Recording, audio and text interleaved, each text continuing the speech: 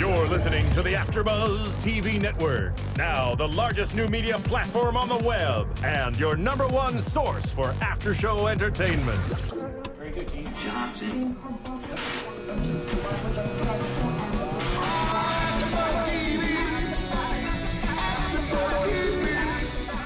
From the AFTERBUZZ Studios in Los Angeles, California, presented by Maria Menounos and Bing.com, and streaming live thanks to Akamai Technologies, it's AFTERBUZZ TV's Game Control Live. Hey guys, and welcome to this week's Game Control Live. Joining me this week on this week's amazing edition, all the way across the table, Patrick Dees. I'm a total audible. I didn't see it coming. How are you doing, guys? And next to Patrick, we've got Kohrmann. Hi, everybody. And this one, I wanted to do this because you guys are both tall ones. We had to make sure you guys are sitting next to each other. Fair enough. And the shorter ones over here on this side of the table, we've got Kaori Takee next to me. Hey, I'm glad to be back. Lovely as always. And guys, I'm Dave Klein, and we got some Final Fantasy V field music remix playing in the background by haconiwa. If you want to, It is quite springy. It is. yeah, for this summer we're playing some springy music. I know you mean skip your step, but in the booth, John Quick. Ladies and gentlemen, how you doing? I'm back. I'm up, doing fine. And don't forget, you can totally call in at 424-256-1729. That is, of course, if I remember to open up the Skype, which I just did. Ha. So yes, make sure to call in 424-256-1729 if you guys are watching us live. Again, we stream live noon Pacific time every Saturday. And Rachel Steiner on the chat is excited because Grant is not breaking the mic today. My mic is working. Your mic is working. And R. Burton on the chat says, Miss Tifa, you are here. We're playing Final Fantasy music for Tifa over here. Thank you. Who was at Comic-Con? How was it cosplaying Tifa? It was a lot of fun. I got a lot of pictures taken of me, so that was cool. I was like, whoa, Tifa. Yeah. All right, so today, guys, we got a bunch of console updates for you. We got a quote that we're going to be talking about. A little trouble between Eidos, not happy with Square Enix, maybe. Some quick hit news stories, Activision buying Activision. Yes, that's right. Shadow of the Eternals Kickstarter's back. Valve talking about Greenlight, EA having some lawsuit issues again, as always. They always seem to. Zynga updates, more video game movies in the works. But let's go ahead and bring that back and talk about the console updates and specifically what we can expect to see at launch, because we're having some numbers coming in now about how many Xbox Ones it looks like are pre-ordered compared to PS4s are pre-ordered, if we're gonna have shortages and whatnot. And it sounds like we're gonna have shortages from both fronts, but Xbox One has more consoles coming out of the gates. I think it's a race to see who can have the biggest shortage. Because if they're just like, oh man, we've got what is it, like 5 million units in the wild, and then we've got like another 100,000 or 200,000 like people wanting them and pre-ordered and waiting for their units, it's just going to create this like frenzy. Honestly, it's like half of it is creating the frenzy, I think, at this point. Especially, I mean, like they're not coming out in June or July. It's the holiday season. Yeah. I think it's a big issue for Sony, right? Not having that supply chain in the same state that Microsoft has. I mean, independent of demand, I genuinely think that independent of pre-orders, that if Microsoft's got a more efficient supply chain, that they're going to crush it this year. Even if the Sony's in demand, even if the pre-orders are outpacing Microsoft's, you show up and you're a 13-year-old kid, and you can only get one of the two. You're gonna get an Xbox. Well, Xbox One is outselling Sony right now, by 3 to 1. No, I think that was a function of supply chain, right? I think that's the anticipated yields of the boards. I don't know if is that numbers from all retailers or is that 2 or 3 big? I think that's all of them. I thought the article referencing that was only their supply chain. Like they're going to be able to out-manufacture Sony. Well, right. Yeah, that's what they're saying, is they're going to be able to out-manufacture them 2 to 3 unit advantage at launch compared to Sony. But if they're both going to expect to have shortages, and Microsoft has a 2 to 3 times unit advantage over Sony, that means that they can sell more because they have 2 to 3 times more units to sell, even if they're both having shortages.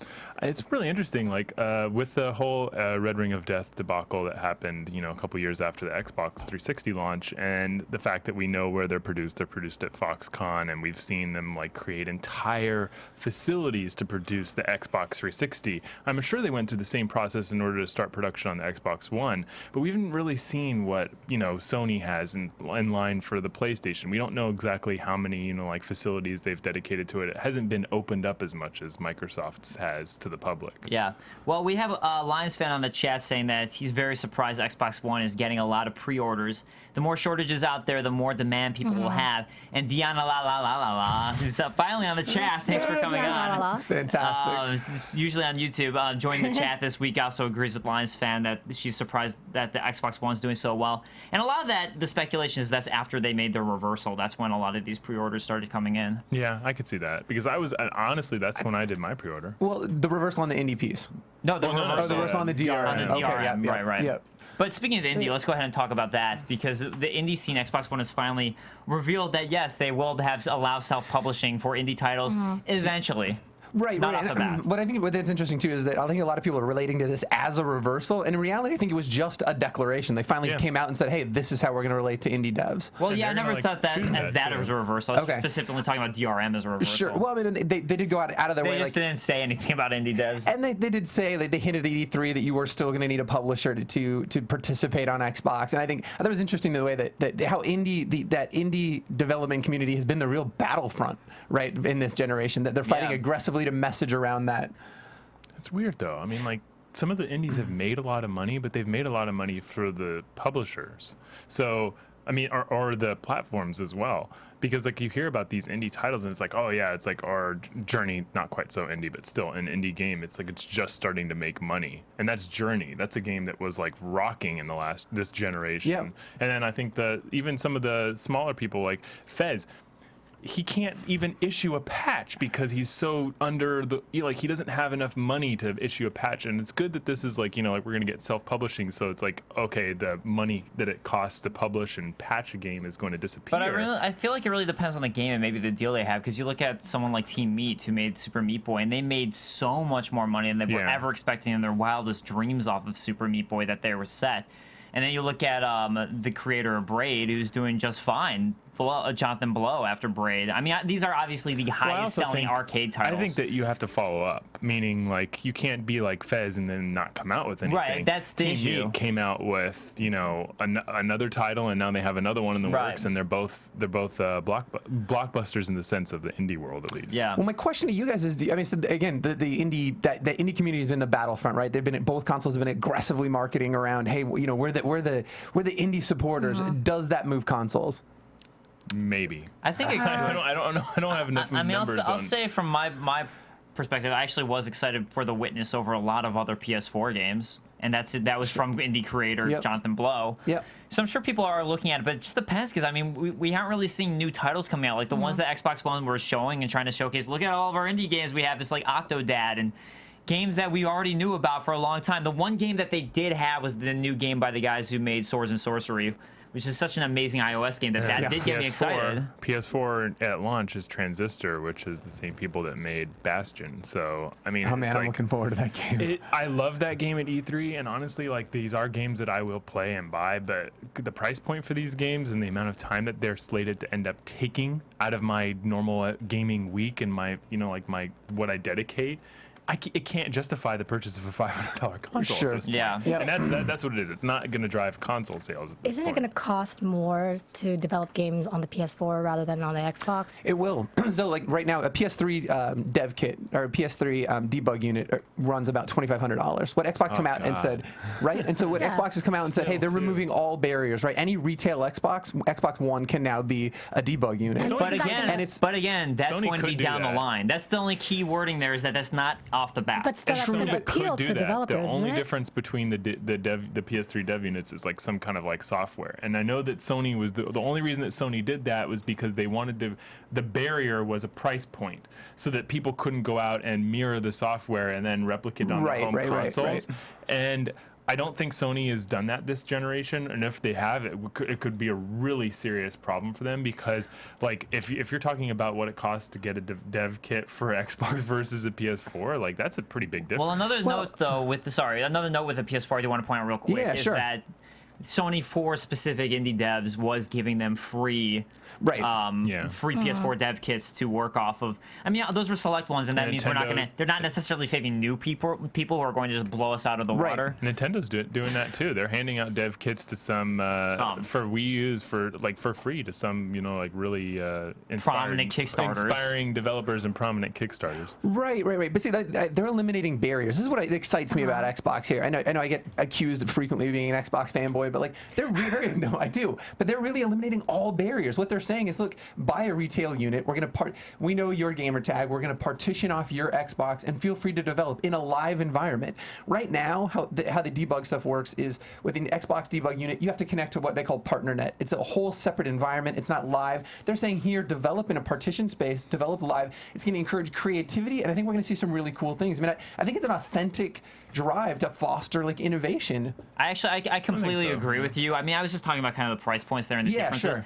But I am excited about this indie program for the Xbox One that they're talking about, where, I mean, I could take my Xbox One and make a game. I'm like, man, maybe I should do that, because I did major in game design. It'd be a fun way to get back into it, because I'm more of a console gamer. Can we call it Dave Control Live? That's all. Yes. Now that I have my YouTube, is that. I'm playing that game. It'll be a game where you sit at a panel and talk on a panel. It's just Dave Control. I want to be able to control Dave. Like, goes through his daily life as he stops by mirrors to check his abs, Yeah, that is my daily life right there. John knows because he lives with me. Just walks down the street, checks his abs in random windows and mirrors. And if you use the Xbox One streaming capability, then it becomes Dave Control Live. Excellent. Right?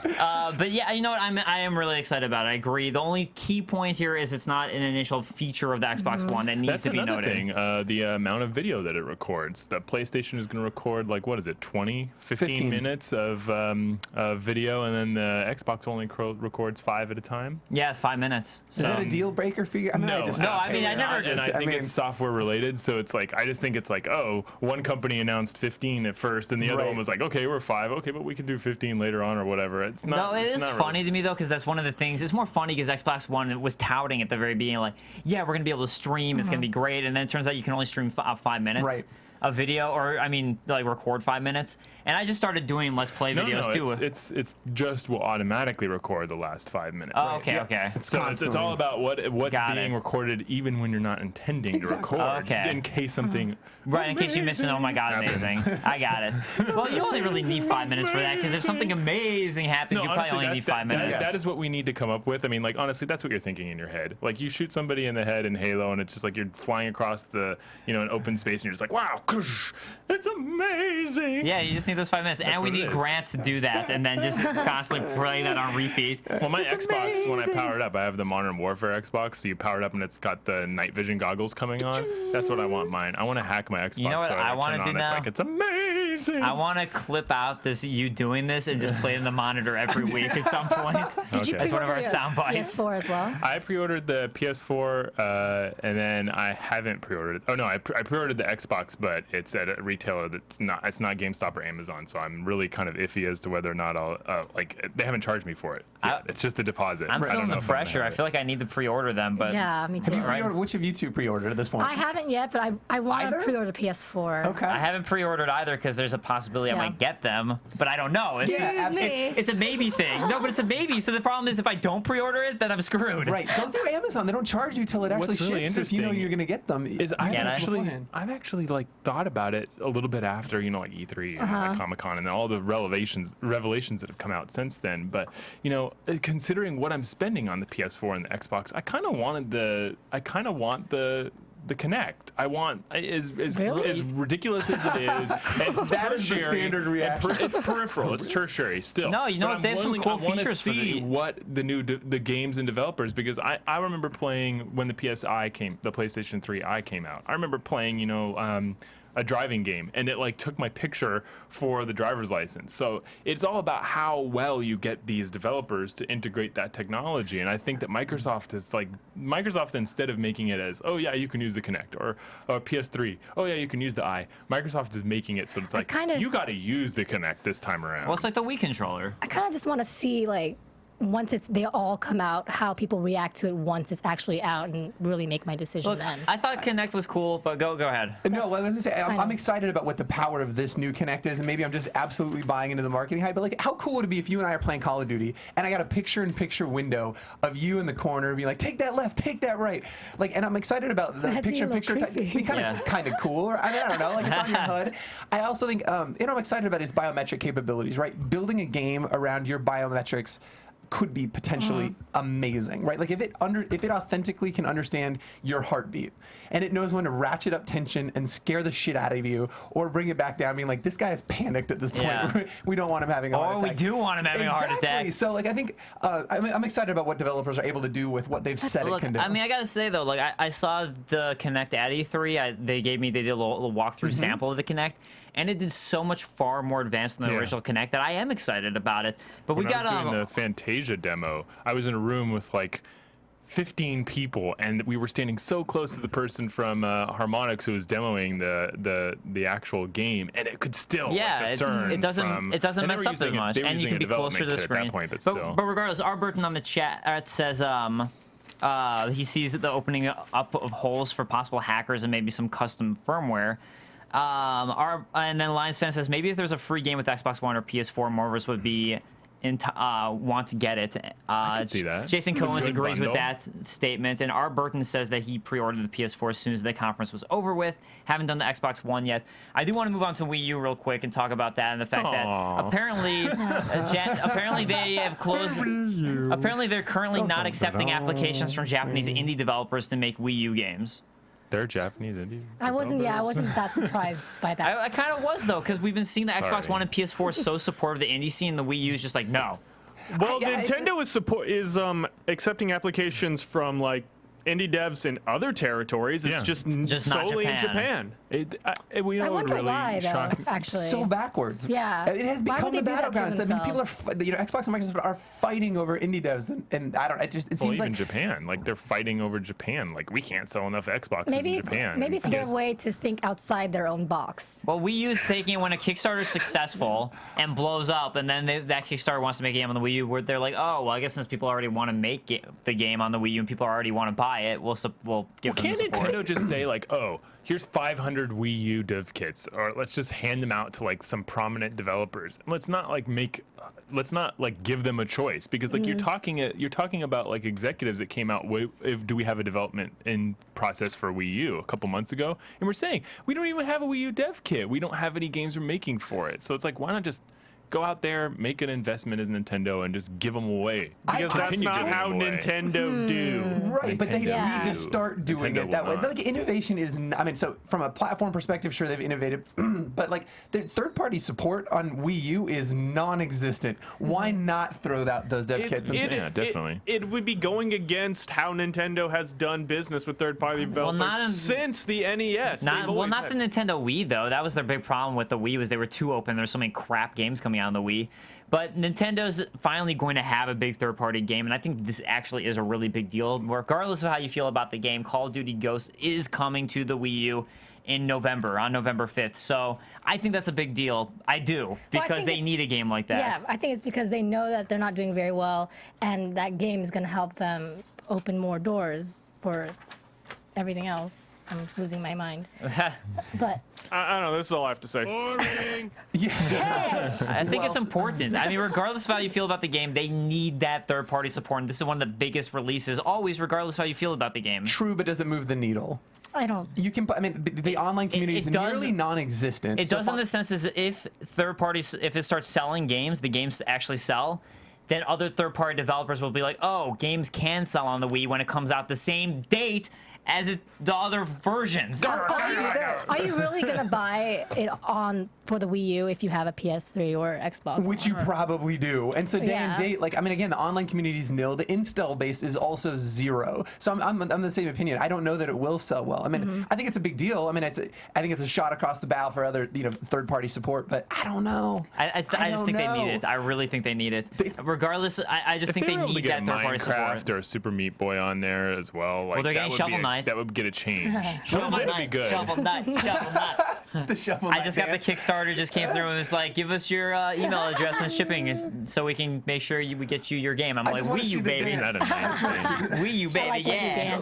Kickstarter that actually ships shit. But speaking of indie games, I think Shovel Knight's finishing. They're gonna wrap up just fine. But Ouya, let's talk about Ouya and talk about indie games because we're getting some mixed reports here as the reports are coming in. So the actual creators of the Ouya are like, well, we're doing better than expectations. But meanwhile, it seems like the only developer who's happy with their sales are the developers of Towerfall. They're the only ones, and they're like, and this is how many sales they made. They said we've made about 2,000 sales so far at $15 each. So that's over $20,000. But that is the only game and again, that's only 2,000 sales. That's really not a lot. If it levels off after that, it's going to be right in a month. In a month. But they're happy with that, and they're like, now we're going to start looking to develop for PC. So guess what? If you didn't get to play Towerfall because you didn't have an Ouya, they're looking to port it to other systems. Okay. But they're the only ones who are happy. It's like $99. Go out and get it. Come on. There's your 2,000 sales. So I mean, this is that free-to-play issue I think with a lot of developers too, because the Oregon Trail developer Ryan Weiermeyer told Gamasutra apparently their game they made 501 sales total off of 13,000 downloads. So people were downloading it, but only 501 people decided to actually buy the game after that. Hidden in Plain Sight sold 1,900 copies with an average price of a little over $2. Yeah, and that That's developer, a pay what you want title. and that developer said the numbers. I think it is. He said the numbers exceeded his expectations, but he's noticing them falling off shortly. But a lot of developers were saying it wasn't even worth porting over and questioning if it was even worth porting over their title, because they've been getting so few sales off of the Ouya. I was under a different impression. I thought actually people were like relatively pleased with mediocre to terrible sales because the port was so easy. It was 1 to 2 days work for one person. Well, you have like Nimble. Yeah, it's just you're talking about some developers are able to do it more easily than others. Right, it depends on the developer. And like there's Nimble, different tools to do it. The Nimblebit developer who made Nimble Quest, which I think I actually have on my iPad, but he said it cost $427. They made $427 off a profit, and he said, well, the port was worth doing because it was so easy to do. Exactly. Yeah, if you can do it over a weekend, like, hey. It's just incremental revenue, right? Right. Yeah. But it Get just an depends on the intern port. in there, have him do it. Well, Well they'll said, pay John. for it a lot. John, do you have an Ouya? No, Okay. I do not. Okay, I'm just checking. I don't think he looks like an Ouya. Yeah, it doesn't look like an He Ouya guy. does. I could see that. I do, but You have an Ouya? yeah. Talk to me about the controller really quickly. The controller still has problems. Grant's like, well, I love it. Like really, you're Is not that- getting it for the touchscreen anyway. You're getting it for you're honestly gonna get it. You're gonna get the Ouya and you're gonna play it using the D-pad and some of the other Are you stuff. are you happy with it? Like, Yes, Okay. I'm happy with it. But Well, it's only honestly, $100. And honestly, it's gonna take more games coming out for it. They won't admit it, but it's gonna take 3 games like Towerfall. It's gonna take 3 of them. And But if Towerfall ends up porting to the PC anyways, then is it really worth the game? The Ouya would have been better to get on a different console. I would pick it up on the PC instead. So, all right. So Because my PC could run 3 of those games at once. So Diana La La La on the chat says, I personally don't like Call of Duty, but I would actually buy it for the Wii. If I had one, they sold a gun to go with it. So kind of like those innovations. gun? But that's the thing about they are saying they are doing innovations for Call of Duty. Goes for the Does he Wii U live in gamepad. Texas? No, she actually lives in Canada. Where do they sell a gun with a Wii U? No, she was just talking about like a different peripheral. Duck Hunt? Oh, okay. Nintendo? Like our Burton on the Duck chat Hunt, says if the Ouya is still around Duck by Hunt. this time next year, it will be a big accomplishment for them. I don't see it happening though. I would agree with that statement 1,000,000%. And Lions fan says I didn't like the Ouya when it first came out. Now it sounds like my first impression was true because it ain't doing well with some developers. It's doing well with some though. So some are doing okay, as you were saying, Grant. Some are doing And it's not going to doing take well. a while because like you have launch titles for regular consoles and like it's like what they say is in development. We have 64, 32 games in development, and then what's the only thing available for 5-10 months after the console comes out is like a small selection of 5 to 15 games. Same thing with the Ouya. There's a number of developers who want to release games. If you look at the number But the of people difference is the on quality Steam, of games. Yeah. That's the for difference. example. Isn't it not just the quality of the games, but the quality of the console itself? off. It's also kind of Well, cheap the console's looking. quality. It's quality like, enough. The controller kind of sucks. Like you Yeah. want the whole package to feel It looks good. a little cheap. It is cheap, but it runs well enough. So another report, this is from Polygon, is apparently 73% of owners have yet to buy a game on the Ouya. They're all just playing them Well, that for was free. the Yeah, why would benefit you of buy it. it You don't then? have to buy That is all your games. That's the You can just try benefit of them it, out, but then too. it comes as a question for developers of is it worth Absolutely. making Yeah. games? Right. I mean, there's the whole free-to-play concept of, all right, well, maybe are they making enough money off of those, you know, all right, buy $2 to keep on playing Candy Quest right now, that type of thing. Yeah. But are they actually making money off of that or not? Because that's where the question really lies, is if it's worth keeping to create games. They If need only- to put it in a number of homes. That's basically what it. When you hear a story of a kid racking up a $6,500 bill on iTunes because he's playing a free-to-play game on his dad's iPad, like that is where the Ouya will benefit. With just putting it out in front of as many people as possible. Doesn't matter if you have I free to play. completely agree with you, but right now it's microtransactions. only the hardcore community who really Yeah. knows about it, and that's the market they need, is that casual market. I think that is where their money's Yeah. at. And that's it. But let's go on to that's a quote. We got one specific quote from you. This is Eidos Montreal's founder, Stefan Dastos. And he is not happy with Square Enix. He's basically blaming poor Eidos sales on He's Square not Enix. part of the company anymore, isn't he? No, he just left. Yeah, he just left. He just left, but he was blaming it on Did he leave Square because Enix. of this? Because I remember seeing the quote and then like seeing that he left, and I was having trouble like putting a timeline to it. Like, did he say something stupid and then decide to leave, or did he leave and then it would just help to justify saying I think something he said stupid? this after he left. Well, and I would anticipate the reason he left was a function of the fact that they didn't sell well. I mean, I think that's why. I think that's No, why I this could totally quote- agree, Yeah, yeah. yeah. I think he was asked politely to maybe you should go on vacation forever, dude. But I think there's a lot of legitimacy in vacation forever. That sounds fantastic. does There's a sound lot good. of legitimacy to what he said here. Dave, do you have the actual quote? I'm trying to pull it up, but I can come give on. you one. There's a lot of quotes. They have so many. They're We all are of the quotes. so one of the Lots of quotes he quotes. says is, "We are in a situation that we have great games that could have sold more. They Preach. need to," and he's talking about Square Enix. They need to attack that very, very seriously. Last year was supposed to be a home run season, but we didn't hit a single home run. Maybe a double or a triple, but they weren't home runs. And again, he's putting it in the Square Enix's shoes, saying that they did a poor job marketing. We brought three AAAs to the market, and despite that great lineup and those great critical reviews, we still managed not to respect our financial goals. So Even that out of really shook up a Eidos lot of people. Montreal, even out of Eidos Montreal, I could seriously agree with that quote, because like that singular Square Enix development studio put out so much good content. They and really blew it away. It blow back on them with poor sales and inadequate marketing. It's just phenomenal. No, the marketing was there. They were releasing. They were putting it in front of I had eyeballs, enough- but I they had weren't. enough Tomb Raider. Okay, honestly, I had enough Tomb Raider trailers assaulting me on TV and billboards same all with around it. town. But unfortunately, it's not just trailers. It's not just billboards. It's about how you get the game reviewed, what websites you put it on, what kind of trailers you put out. They put it everywhere. It wasn't so much the marketing that let them down. It was that Square Enix was like, "Hey, we're gonna sell way more of these than we actually can." That's true as well. 100%, John. You couldn't have hit that Yeah. out of the park more. That's It's a what I function- think it really It's a is. function of Yeah. expectations, Yeah. right? I mean, ultimately, this comes down to a business model, right? They shipped 3 games, which was what, Tomb Raider, Hitman, and what was the other one? Sleeping Dogs. If you Well, come in Sleeping Dogs, under but then even budget- before that, they had Deus Ex Human Revolution, which rocked. I mean, that actually did sell well. Right. But I mean, they've been releasing good games now. A Unbelievable lot of titles. They're releasing better games, frankly, than Square Enix is. Maybe they should be. Yeah, no question. It was a great acquisition This seems for as them. kind of like a little bit of a knock to them, but maybe they should. I mean, this probably proves how little I know about the actual development side and the cost associated with it, because they keep it so close to their chest and it's like such a secretive element of the industry. Yep. Maybe they should cut their development costs. Maybe they should come in under budget on some of these projects. And I know it's hard because the budgets are so tight, but I think that might prove that like they're anticipating how well the game will sell ahead of time. They should cut the budget and they should just say, hey, Deus Ex, if we know it's not going to sell, or Tomb Raider, let's cut the last act of the game. Let's not finish up this level. Let's find out where we can edit it I think- as Aw, an I don't editor. like that idea.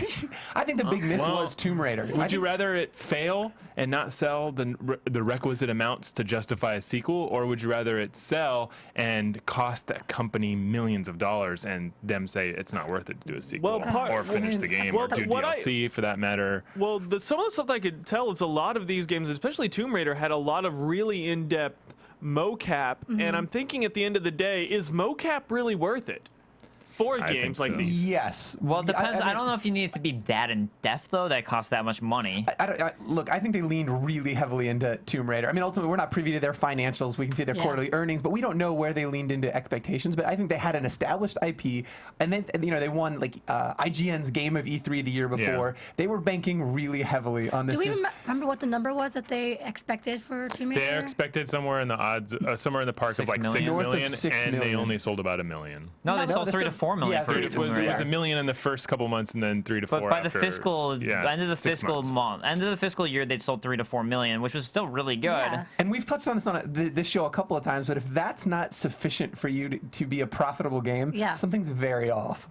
Well, they wanted it to perform like a Call of Duty. Yeah, they another wanted it thing- to perform like a Modern Warfare. Another thing that happened is like they had for the behind the scenes featurette, they had Zachary Levi as the host for it, and this is just when he was coming off of Chuck. So I know that he wasn't necessarily the high profile or the high price kind of guy, right then, because I'm he was gonna looking make for a Zachary new Levi job. my arch enemy. Yeah, but You don't like him? that's that. I don't I like mean, him. for a behind the scenes, why the hell are you doing that? Why That are you man even doing a costs you behind the lot. scenes for the video game? Let's just Yeah, say that true right that. now. Thanks, Yeah. Zachary Yeah. Levi. You Film wrecked it. Tomb Raider. And Thanks. once- Film it. He didn't wreck it for me. Do a documentary, film it, chronicle the development process, but don't release it until it's a successful game. You're not going to be putting out this amazing development video for an unsuccessful game in the eyes of the company. Let's admit that, because it did sell quite a few copies. But then, like, everybody's going to be looking at it going like, well, you're whining about the financials of this. Why are you bragging about how it was developed? Well, then here's another thing though, is that they did have. I wonder whose decision this was, but Tomb Raider had a tacked on multiplayer that obviously has to cost money to develop. And I mean, their plan, you can clearly tell, was to sell DLC through the multiplayer, and you have to wonder how much did that add on to cost to do that multiplayer. Absolutely. Which That's maybe, true. and was it from Square Enix who said no, you have to have multiplayer, and maybe that added production time and costs, or was it Eidos making that decision? I think they That's could have an redirected a lot of that money into the puzzles of the game, to be perfectly honest with you. I like the tombs. That's an interesting point, Yeah. though. The time spent developing that multiplayer component. But it'd be interesting to see the model, because we don't. I mean, I don't think there was ever really a established multiplayer Tomb Raider community. But I would be interesting to see how many used game sales that mitigated. So I don't know if they just netted out, even there. I mean, I don't know. I'd be interested to see. I played the multiplayer a bit just to try it out because I was running a review on it, and I was like, well, there's better multiplayer out there. There's no reason for me to do this. I can imagine. multiple Playing people that game. playing. Yeah. I was able to connect and play. The multiplayer just wasn't great. It wasn't as terrible as people said it was. It You just need- wasn't good you enough for me to honestly want to wasn't play it. compelling. You need thousands gotcha. of people playing it. It doesn't matter what game you're playing. In order to play multiplayer, you need thousands of people playing it, so that by the time 3 months down the line, you're still able to play it. Like That's Team not Fortress, true. Like Guitar Hero. Guitar Hero. Yeah. No, I don't mean like on console I'm just kidding. multiplayer. Like, hey, can you connect in like the people? But for a game like Tomb Raider, you're not playing it with like the people in Arena style multiplayer. Well, it's also Let's just, say I think it's just the way they arena-style did. Like multiplayer. Assassin's Creed did a really good, interesting multiplayer when they I added in agree. on. It Yeah, was so Rich different, so says unique. that multiplayer is getting out of control. Not every game needs it, and I totally agree Yeah, with that. totally agree with I you, would Rich. rather have like games like Mass Effect and BioShock without multiplayer at all. That doesn't need it from a consumer perspective. I don't need Tomb Raider DLC multiplayer, but frankly, from a developer perspective, it's obviously been necessary. Right. It wouldn't exist if it weren't mitigating those Well, it's used all game about sales. that DLC, and yeah, Absolutely. the DLC, and basically the DLC, and then also further down the line, people want to buy for like GoldenEye would be the local multiplayer. right. But They I mean, need- that's very specifically it has to be done well though, and that's where the problem is they're mitigating costs to this when maybe it's not worth it if it's not done well enough. Yeah, I would agree. But I mean, either way, right? If 3 to 4 million isn't successful, they need to find ways to monetize that title well past launch. So I mean, Yeah. I don't know. And due to the Xbox DRM reversal, I think we're going to be seeing this tacked on multiplayer for a really long time. That's why it You're really right. bums me out to an extent that they reversed that. So another thing that another quote from this developer was that Square Enix is in a tight spot because there are compromises that are made, investments that are made that should not have been, and things they didn't invest in but should have. Yeah. Communication is very lacking. Mm-hmm. So he's blaming a lot of this on communication issues and also where they're actually doing their funding. That's where it Which could becomes be so what we're clouded. just talking though. about now too. Yeah. It What becomes we- so clouded at that point. Like you never know what these companies spend on it until years later, and if that information gets out. So in short, thanks Zachary Levi for wrecking Tomb Raider. Thanks. Thank you. I mean, as much as you might like him as an actor, I know Owen Harper on the chat, Rachel Steiner was saying like, but I love Zachary Levi. You might love him a lot, but he's not going to sell copies of this game, he's frankly. not. There's I was no just reason to joking. do that. He's not harming it either. He's not what? Jason Cohen's on the chat No, says they I need know, to I'm just stop kidding. making everything online multiplayer. Whatever happened to co-op games? And before anyone says anything Call of Duty, co-op mode doesn't count. And he's talking about co-op RPGs and co-op hack and slash games. You can do co-op in Dark Souls. Just saying. Just saying. All right, let's get to our gaming moments of the Holy week, shit, though. Dave got his requisite Dark Souls reference for the day. It's the AfterBuzz drinking I will say game. this. Take a I shot. bought Dark Souls Prepare to Die edition on my computer during the Steam sale, so Yes! Did you? All right. you have a convert over here. Hey! We're all All slowly of being us, I indoctrinated. I mean, awesome Let's Play He's a video. You guys gotta reaper. check it I out. love it. Yeah, you guys have to watch my Let's Play to Yeah. get trouble Yes. so you can Really take good. notes. Dave Take notes. Control Live. I'm gonna play it off the cuff. I'm not. I'm No, not you gonna- should play it off the cuff. It's just more of if you're having issues. I'm having serious. Yeah, Karen and I are having serious issues. Just to give you some advice. But anyways, let's go gaming moments of the week. Let's go ahead and start with Patrick. Okay. My gaming moment of the week. So I spoke last week about how I'd so I played Metro last night, which is the dark and super heavy game. Dark. Just a little, just a little bit. Just a little bit. Played this, what do we call it? Systemized desperation. And then I went right from that into Last of Us. Also a very dark, zero hope type of game. So it occurred to me I'd been playing 2 hours or so of Last of Us, and I said I really need a palate cleanser, something that's just not about wanting to beating somebody to death with a brick. So I downloaded this Kaori's Gunslinger, which is this, as you can see, it's the cel-shaded animation shooter, and it's unbelievably fun. Did you guys have a chance to play Bastion at all? Yes. I love Bastion. Yeah, Bastion's fantastic great. game. Do you remember the narration piece of it? Yeah. Yeah. So this game is a first-person shooter with Bastion-esque narration elements. So the nice. narrative's told where he's talking about what's going on, and you'll play through certain elements of the game. So you'll see he'll kill these two guys. He'll kill, and then he'll get to a part and he'll go, well, that's not exactly how it happened, and he'll rewind it, and then you'll play through that same piece of Unreliable game. narrator. Exactly, but it's done fantastically, and sometimes it's somebody calling him out, be like, those weren't engines You liar. Yeah, those weren't engines you were fighting, those were the Chinese, or something along those lines. And so and then you'll replay through these certain elements, and so it's a surprisingly deep game. So it looks like just this fun old Western shooter. It's gorgeous. It's $15, and you play as you're playing through it. There's a really deep kind of RPG element. It allows you to play it 3 different ways. So there's this pistol slinger where you can eventually get That's what I want. dual pistols. It's fantastic. That's the route I went. Because you can go dual pistols and I go wanna feel like Clint blazing into a Eastwood. game. Yeah, exactly. And so you can run into a room, you push through the saloon doors and just shoot up a bunch of people. You can go with a pistol, with a rifle, which is more of like a sniper type gameplay. And then lastly, you can play the up close, down and dirty with a shotgun. Go and just blast fools. And so it's really, I was very pleasantly surprised, and it acted as an amazing palate cleanser. I could just go into a game, have some really fun Western type gameplay, and then go back into beating people to death with bricks in Last of Us. But I gotta say, this game looks really fun. it's really fun. It's really and, fun. Yeah. The and last Call of gorgeous. Duty. The Wasn't. Kaori No. series is generally The great. price point the price point at this point is great too. And I'm probably 8 hours into this game for $15. I had a great time with it. Like I said, there's RPG elements to it, so there's persistent progress, and it does really fun, kind of quirky things. So, for example, you see the chickens right here. If you shoot a chicken, the narrator comes in and goes, "Well, I thought we'd be here for a while, so I thought it'd cook me up some chicken." Just because you shot a chicken, Yeah. or They he's should like, have had I thought they should have had like I was a hoping Link for like or Zelda style reference. chickens attacking. Yeah. that'd have been amazing. Yeah, I went to the same place as you, Grant.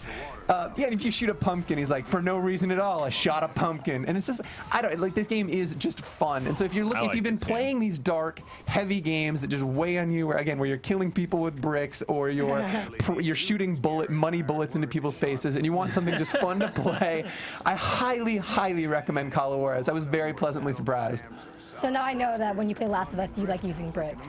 I mean, it's just an example of like terrible things that you do to people, right? A spiked bat into somebody's forehead. God, these types of things. Yeah, Some good of these things. games really do get heavy. When know you're what's playing funny? The Last of Us and Metro Last Light, those two in particular are kind of like, oh man, I want to go play some Minecraft. Exactly. It's So I also- needed a palate cleanser a little bit. I've been playing Earthbound recently because of it being re-released for the Virtual Console. Awesome. And it's just funny thinking about the fact that your character's using a bat and you're attacking ants and stuff like that. I'm like, I'm just imagining my head like attacking ants with a baseball bat and smacking down on Or them. cranky old ladies. Or cranky old ladies. Or Are you- hippies. Are you liking it the second time around? How's your experience been? It's been mixed because that old school RPG element is so slow. I never liked the first person perspective when you go into battles, and that's what Earthbound is. Right. I always liked the game. I never loved it as much as everybody else, but the writing's hilarious. yeah. The writing's it really holds good. up pretty well. It holds up pretty well. It's just, it was never my favorite RPG. I'm sorry, let all the hate come down on me. The internet just crashed.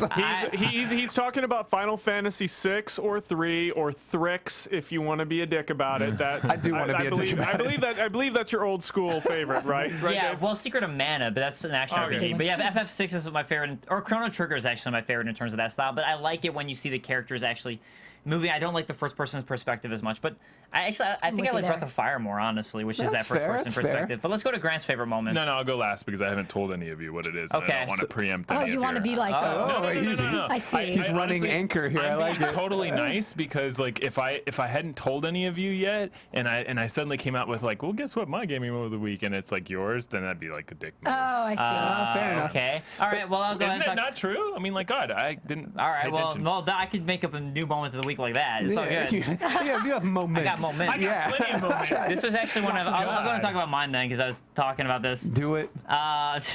Everyone's hating on me now in the chat. By everyone, I mean Owen Like I Harper. said, the internet crashed when you said you didn't like that. Look, I think the game's hilarious. Okay, it's just not my favorite of He RPGs. likes the game. He likes others better, and those others better include Chrono Trigger and Final Fantasy VI. which are some of the like top those. games of all time. Yes, Okay. I agree with you. All right, so this was actually one of Kaori's favorite moments, but she decided not to use it because we can't use the video because it's TMZ, and I don't want to get hit with the copyright infringement, Yeah, so we're fair not enough. going to show it. So I'll just talk about it. Mike Tyson, they filmed TMZ, I think it was filming him, filmed Mike Tyson saying that he could never get past Glass Joe and Punch Out. No, Yeah. no, that's which- incredible. Which is hilarious to me because you can beat Glass Joe with your eyes I closed. know, you can beat That's Glass not Joe a without even challenge. playing. Exactly. So I mean, I think he was just like joking and trolling them. Okay, all right, I fair think enough. he had to be because Fair there's enough. no way to lose against Glass Joe. Nope. At least he knew the character's name though. Yeah, that's great. But Punch Out's one of my favorite games of all time. Specifically, Punch Out featuring Mike Tyson version because it was so much better. Amen. So much better than Mr. Dream. So I was in San Francisco last Yeah. week, and there's a bar in San Francisco that called Soda Popinski's. No way. Unbelievable! Really? Yeah, I thought it was fantastic. That's I thought, amazing. Did you go in? You should go in. I didn't go. And then- how dare you? And I then know, you I know. became even more red when you walked Exactly. in. Soda Pop Pinski's crazy. I love that best. game. I just wanted to add, like, one of the funny things was the reporter actually asked him, "Have you ever beat yourself in Punch Out?" That was pretty funny. Oh yeah, that was funny. Yeah. It was just a great video. Yeah. And Kaori actually shared it with me, and that became my moment. But That's fantastic. it's just because Punch Out's one of my favorite games of all time. So. Absolutely. Anything regarding that, and I like boxing too. Have you picked it up recently? I mean, I owned it for NES. I have it on the Nintendo eShop for Wii U. I have Okay. it for the Wii. Actually, I got it Yep. for that. And I have the Wii Punch Out because they made a new Right. Punch Out for Wii. It's one of And those I things. took boxing classes. I like boxing a lot. It's one of those things where you pick it back up years later, and it's like muscle memory. You can get all the Oh, way back yeah. to Sandman without thinking about it. Sandman's where it gets hard Yeah, again, I though. agree. Sandman for me is way harder than Tyson. Because I forgot about him. Yeah. Like, yeah, that's Sandman yeah, was it's all way muscle harder than memory. Tyson for me. But it's still fun. It still holds up. I totally agree, man. It's an amazing game. Totally holds up. All right.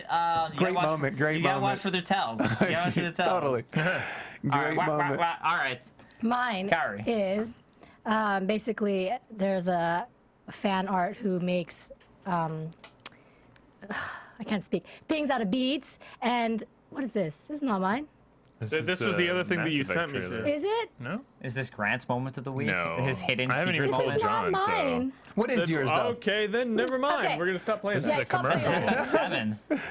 That's I sent you the wrong link, but that was something I was looking at. Anyway. FF7. All right. It's part of my browsing history, if you will. Basically, Kotaku posted this fan who makes like little statue things out of beads, and it was like in Final Fantasy II, there's a scene where Paula and Purim sacrifice themselves and petrify themselves so everyone can get saved. And basically, it was like a. So he created a scene out of the beads and the petrified area, yeah. like the moment where The everything's moment empty, exactly yeah. where they petrify themselves, and like Tella and Cecil and all of them are saved, and Yang. So it was a really cool bead art thing.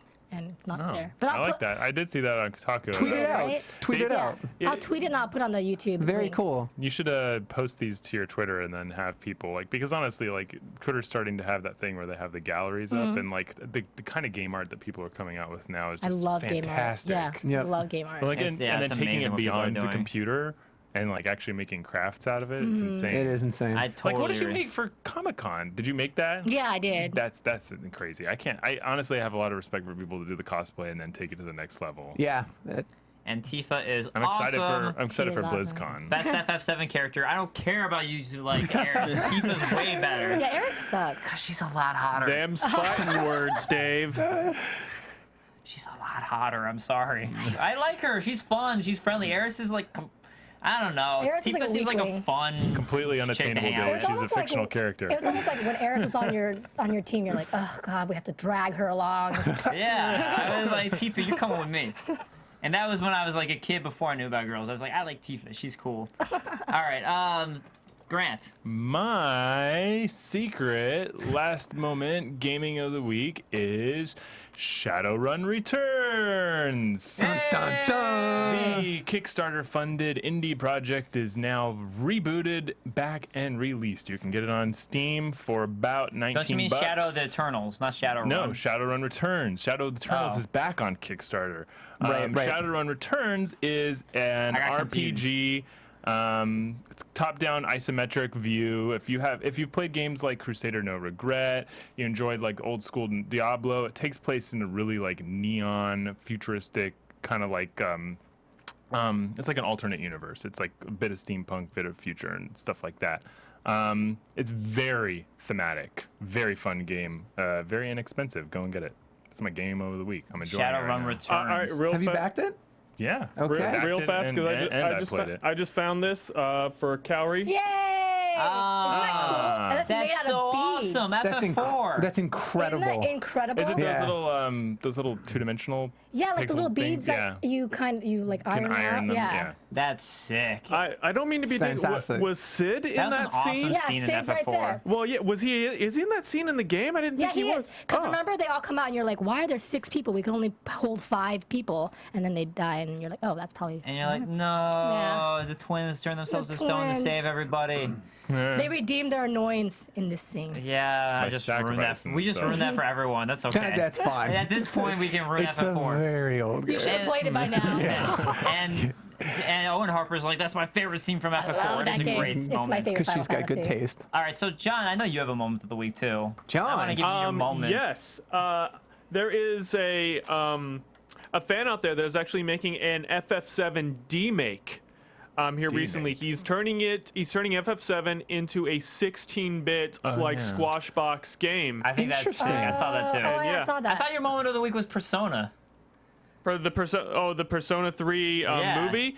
I mean That's my moment of the week. that's Hell yeah. fun and all. Don't get me wrong, I like that. I was Your priorities definitely are all fucked up, man. well, screw that. It's getting adapted into a movie, and to be perfectly honest, Persona 4 had the better story, and it was already adapted into an anime series. Yeah. So I suggest you go see that, and watch the Persona 3 movie afterwards. Who cares? Yeah, who cares? Right. We care. You care. So your I moment of the kind week. of care. All right, let's get to some quick hits that we care about, like Activision Blizzard buying Activision Blizzard from Vivendi. Wow. So they bought themselves out from Vivendi for $8.2 billion. Yep. Something a like little bit of money. That's a $5 lot. billion in stock. It was, yeah, options and stuff essentially like buying out that. stocks and all that, so they Yeah. would own their own company as opposed to Vivendi owning them out. And Vivendi news. still has a significant interest in them, correct? No, I think they bought themselves out. Not entirely. They're definitely I still know they shareholders. have. I know they still have shares in the company, but but not at this controlling point, interest. They have yeah. control. Yeah, absolutely.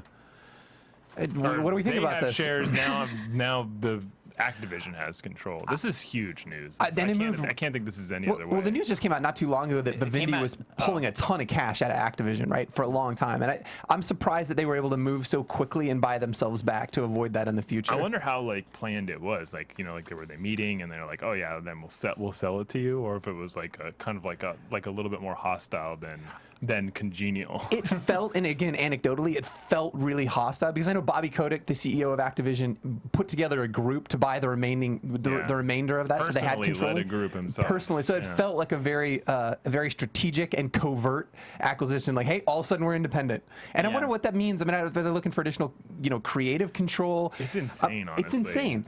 Maybe we'll see games releasing a little bit earlier than 7 years.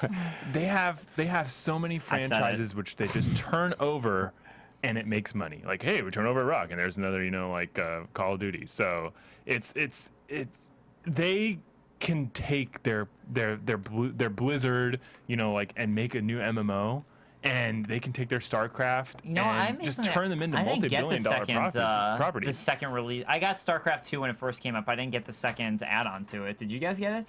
No, I haven't gotten the StarCraft. Yeah, I haven't heard that many people talk about it. When it first happened, people were like, "Really, you didn't get it?" And I was like, "Well, I don't." Well, the reason is like I have so many other things I'm playing right now, and the price of it when it came out, like there are so many of these collector's editions produced for the StarCraft 2 expansions that I'm not like rushing to get it. I'm waiting for it to go on sale. It seems like basically. Blizzard's not doing as well as they were before, and I think maybe Diablo 3 was part of that. World of Warcraft continues to taper off, even though there's still 7.7 million subscribers. Right. They have something that they're working on though. They're still tapering off. Yeah, but I'm just saying, like Diablo 3 is something they were working on for a long time, and it pissed a lot of people off. They've got their tentpoles. I think financially they're in a great space. They've released their quarterly financials. I mean, I think they're fine. Okay, World of Warcraft is still continuing, 7.7 million subscriber base. Let's just put it this way: they haven't had a failure yet. Yeah, but I mean, they print money. Call of Duty, despite all of our fatigue, still sells gangbusters. Yeah. I mean, they can ship whatever they want. They've got Destiny lined up. You're talking about games that haven't impressed God, that's all. I mean, they still make money, and they still validate their production costs with continued sales. Like none of these games that you're talking about at Blizzard have been like failures in the fact that like they haven't sold what they needed to. I'm not saying they're failures at all. I just meant it doesn't seem like they're doing as well as they were doing a generation ago. That's all I mean. Blizzard's clincher is their next MMO. Yeah, that's it. I think the problem is that Blizzard doesn't have the rabid fan support that it once did. You used to have like people who are diehard fanatics for Blizzard who will stand up for them and praise them. Yeah. There still are. I'm not saying that people aren't playing. All of Asia, come on. Leah at least will Korea. always be. But I'm not saying that people aren't playing their games and like don't love the games they put out, but it used to be Blizzard was the name of God on the lips of gamers, and that's just changed. Because of World of Warcraft. Yeah, it used to be kind of like a you can't cult, have an MMO that lasts 10 years. You're gonna have to come out with something different. But it's not even that. It's also Diablo 3. A lot of people didn't like as much. I mean, they bought it, but a lot of people were upset by it. I mean, after some time. My point is they still have tentpole games, right? They've got the Destiny, right, which is I think what they're leaning into heavily. They've got Skylanders, which literally just prints money and will continue to print money. Not only and two different revenue streams. There's the game, but also the toys. I mean, I forgot about Skylanders. I mean, it's an unbelievable. It's a cash cow. They've talked about it a lot, but that is like their perfect situation. Well, it's brilliant. Did you see the response to Disney's Infinity? Because Disney kind of cribbed it a little bit. Did you see Activision's response? No. It was amazing. They were like, we at Activision would like to welcome you into the toy gaming space and applaud what you've done. Like, it was so tongue-in-cheek. It was fantastic. Nice. I was actually really proud. I like that. I enjoy stuff like that. But keep speaking of Kickstarters, like Grant's Kickstarter, he was talking about Shadowrun Returns. We also have Shadow of the Eternals Kickstarter is back, and they're like, hey, remember all that horrible stuff that happened with the last Kickstarter? Remember our developer who went to jail? Don't worry, this is all good. This is all good.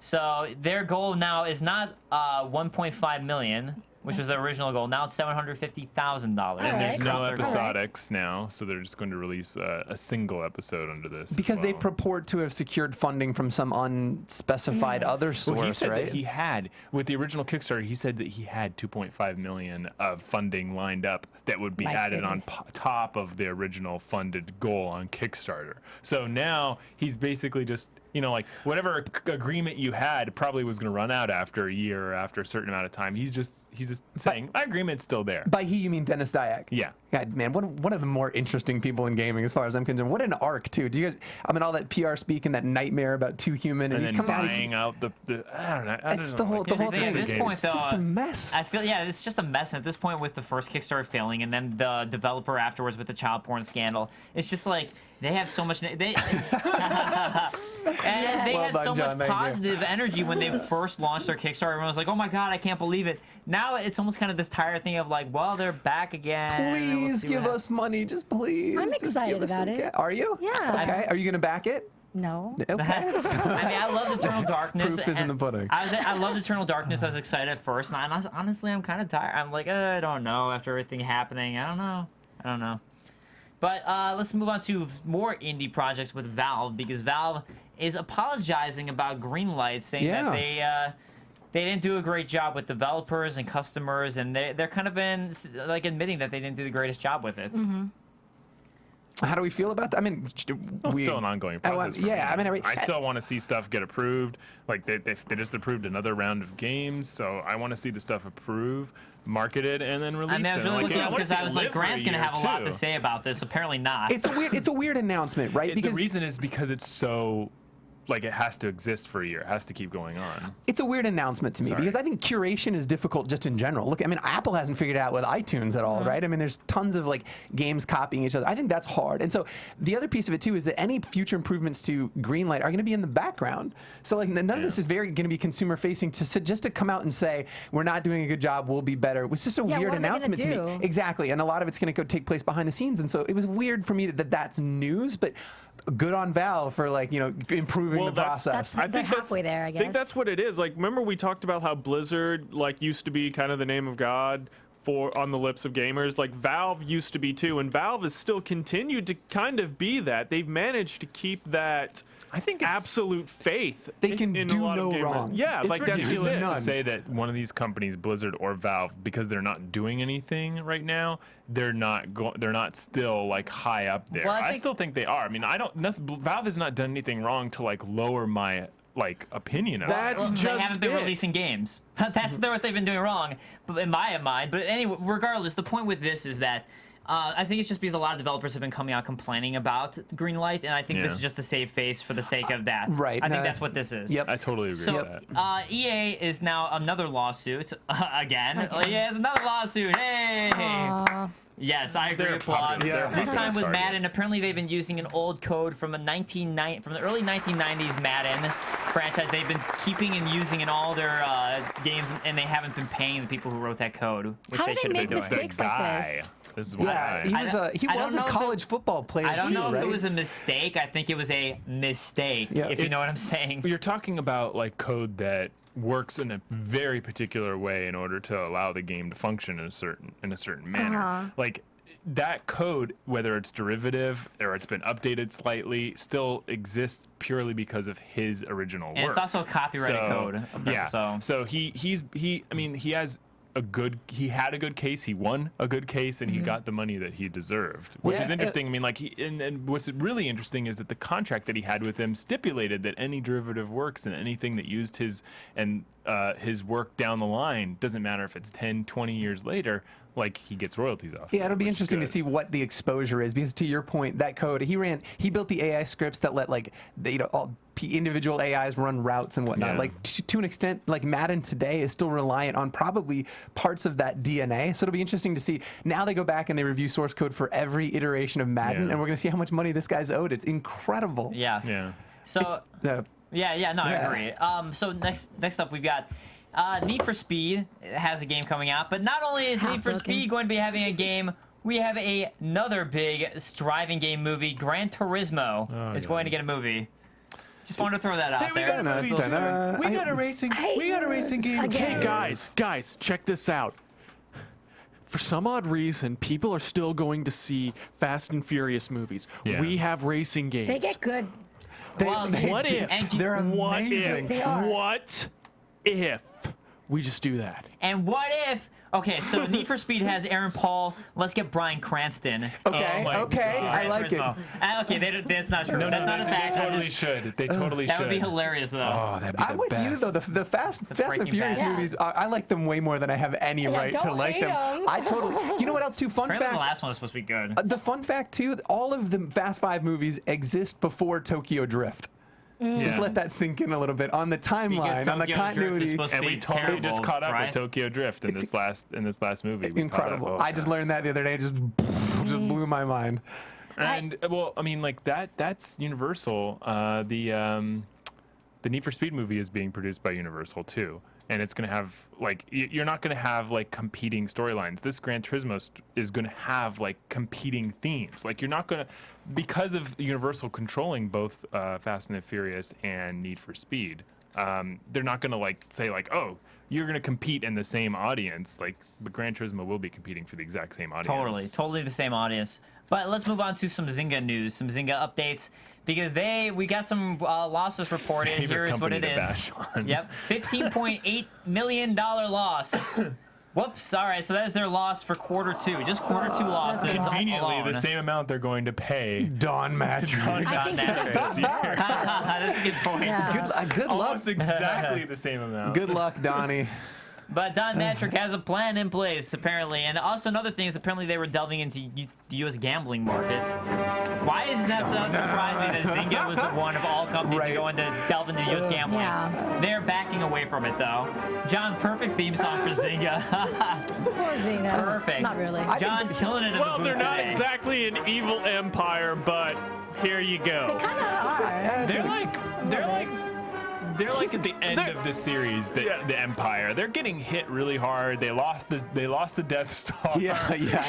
The rebels are basically kicking their ass, and like I don't really see They're them holding like on with, yeah, like, one they're hand. really. I mean, like they lost more than half of their daily users apparently as well, which is just Yeah. insane. They are getting hit hard. It's also I think people are finally getting tired of social games too. Like Facebook, Yeah. everyone's like, stop sending me requests. Right. I'm done with Yeah. this crap unless it's Candy Crush. Matrix's apparently. a great Darth Vader, though, if you think about it. That's fantastic. yeah. Well done, John. Well He's done. positioned really well. Like, I think this news plays well to Mr. Matrix's future in the sense that, like, this is a win either way for He'll him. If he fill can out turn his it. contract, he'll get Maybe his he'll money have and a he'll be Zynga done. console. But it's failing so miserably that if he doesn't turn it around, it's like, well, he stepped into just a shit show. But if he Yeah, turns it around, then he's a superhero. Like, And it's a he made a ton of money win-win. either I way. don't see how he's going Exactly. to turn this thing around. He doesn't need to. But I don't see how Zynga's going to. I mean, it's his job He too, so he believes in needs them. Yeah, to. he should. He doesn't. Admittedly, he doesn't need to, but he does believe in them, and he has good friends in the company, so he probably will try his hardest in order to turn things Of around. course. But I think that he can actually he can point to all the problems that they're having and say that it's systemic and it's indicative of the way the company was being guided before he arrived. So it doesn't matter if they lose money for the next couple months, like half a year. Like if what he does now gets them in a good footing, then he can just like he can hold on to the so trophy. Matt- Write his own agree. check for the rest of It is forever. his job, though, and that's what he should be doing. But Arburton on the chat saying that Star Wars reference, we need Rachel on this one. Hey, we did that by ourselves. Thank you very much. Yeah. So Rachel last minute couldn't make it, guys. She will be back. She though. didn't Don't phone worry. in a Star Don't worry, Wars Rachel will reference come for back. crying out loud. I mean, but it's all in the games with Zynga, and all their games are kind of the same at this point. You Yep. download all of them, they feel the same, they look the same. They're going to need to change the games. Yeah. And that's why Donnie's there. Yeah, That's why he's there. We'll Hopefully. see. Well, I they're don't backing know. away from U.S. gambling, so that's good. All right. So with that said, guys, I'm gonna go ahead and ask you our question of the week, which would be, Question. how for the indie scene, who are you guys kind of favoring what they're doing? Do you like what we use doing, kind of limiting it so we don't get a crap load of crap games like you see on the Xbox indie market? Or Ouya. Or the Ouya market, or do you like what Ouya's doing, which is open for everybody? Do you like the PS4 market concept more? Do you like what Xbox One's doing? I gotta say right now, honestly, I'm favoring Xbox One's plan. I really am. I think Xbox One, what they're going to be doing is awesome. Are you suggesting that Wii U shutting down Japanese developers are saying Japanese developers don't create good indie games? No, he didn't say No, that. I didn't say that I at know, all. I was But, kidding with you. I don't know. But I mean, I'm just He saying. heavily implied it. I'm just more of saying, like, do you think because like Nintendo had the seal quality, which they really needed with the Wii? I'm just saying, maybe that's kind of like a seal quality is a good idea with indie games. Because if you look at the Xbox 360 indie market, it's a sea of crap that you have to delve through. Xbox Live Arcade is great. Xbox Live Indie, there are some good games. Impossible Game is awesome. There's some really good ones, but there's a sea of crap there. Yep. And I have some of them, like Try Not to Fart, because it's a funny game title. I like what they're saying. They're really on point with their messaging, right? Because now there's not going to be a delineation between indie games and XBLA and AAA. They're just all games. Now you can search by a latest indie or search by sports. So I think at least what Xbox is saying right now, I think their roadmap seems to be way more friendly, and I'm actually kind of excited about it. Yeah, I am too. But what do you guys think back home? We want to hear from you. So with that said, that will wrap up our Game Control Live. And again, make sure you check us out every week on YouTube. Go to Game Control Tube, our new YouTube channel. If you want to watch us live, go to AfterBuzzTV.com. And you can check us out live every week, Saturdays at noon Pacific time. Join us on the game chat. Not the live chat, it's the game chat. And talk with us. Check out our Twitter account at Game Control Live. And this song is Song of Storm. It's from Zelda. It's Cam 3 mix by Cam 3 Leon. Yeah, I was gonna say, or it sounds Chameleon, more, I would believe. But now it's starting to sound like Song of Storms. But it's a very cool remix. I really enjoy this one by Chameleon or Cam 3 Leon's YouTube account. And we will have links for you in the YouTube description or iTunes, because you can also listen to us on iTunes. And it's a podcast. That will do it for this week. If you guys like Tomb Raider, stick around, because right afterwards we've got Tomb Raider Rewind for Game Control Rewind immediately after this on the live chat. So guys, we will see you next week. And once again, I'm Dave Klein. You can find me on Twitter at @TheDaveKlein. That is Klein. And you can find me at Kaorius, Kaorius. Go for it. You can find me at P to the Dees. I also host a little podcast. There's been a modern renaissance in video game narrative. We talk about video game narrative and a bunch of other total random shit. It's much more conversational than the news show. Pixel. Pixel by Pixel. Check us out on iTunes. And I'm P to the Dees on Twitter. To the D's. I'm on Twitter at GAK, and you can find me writing during the week at nerdluster.com. I just put up a review of Dynasty Warriors 8. Yeah! Dynasty Check that out. Warriors 8. Go check that out. All right, guys. And John. And you can find me at NowQuick on Twitter, and there appears to be a bomb ticking going off somewhere around here, so I should probably take care of that. Talk to you guys later. All right, see you guys. Follow that guy. All right, guys, we'll see you next week. Later. Have a good week. As the bomb blows up. Beep, beep, beep. From Bing.com, executive producers Maria Menounos, Kevin Undergaro, Phil Svitek, and the entire AfterBuzz TV staff, we would like to thank you for listening to the AfterBuzz TV network. To watch or listen to other after shows and post comments or questions, be sure to visit AfterBuzzTV.com. I'm Sir Richard Wentworth, and this has been a presentation of AfterBuzz TV. The views expressed herein are those of the host only and do not necessarily reflect the views of AfterBuzz TV or its owners or principals.